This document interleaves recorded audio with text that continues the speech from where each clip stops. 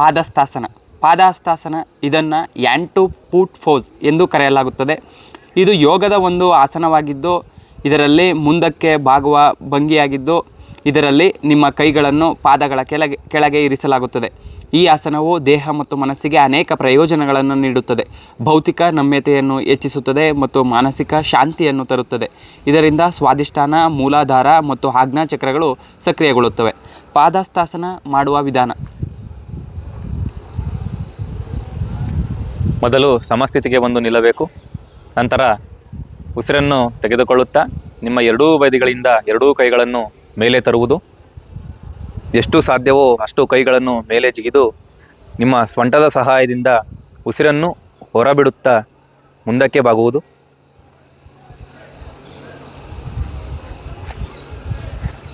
ನಂತರ ಸಾಧ್ಯವಾದಷ್ಟು ನಿಮ್ಮ ಹಸ್ತಗಳನ್ನು ಪಾದದ ಕೆಳಗೆ ಇಡುವುದು.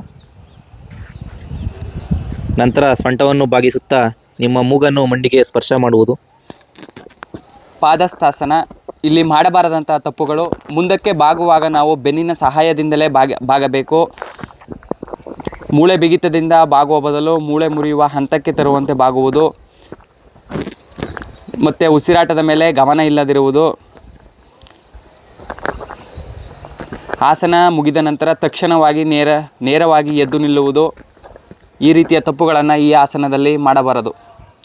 ಇದರಿಂದ ಆಗುವಂತಹ ಪ್ರಯೋಜನಗಳು: ತೊಡೆಯ ಸಂದುಗಳಲ್ಲಿನ ಬಿಗಿತವನ್ನು ಕಡಿಮೆ ಮಾಡುತ್ತದೆ. ಕಾಲುಗಳು ಮತ್ತು ಬೆನ್ನಿನ ಸ್ನಾಯುಗಳನ್ನು ಬಲಪಡಿಸುತ್ತದೆ. ಸಿಯಾಟಿಕಾ ನೋವನ್ನು ನಿವಾರಿಸಲು ಸಹಾಯ ಮಾಡುತ್ತದೆ.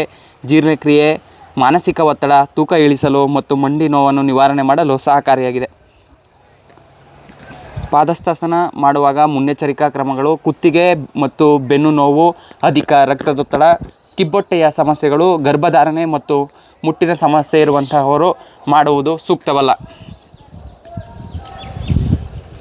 ಈಗ ಆಸನದಿಂದ ನಿಧಾನವಾಗಿ ನಿಮ್ಮ ಸ್ಥಿತಿಗೆ ಮರಳಿ.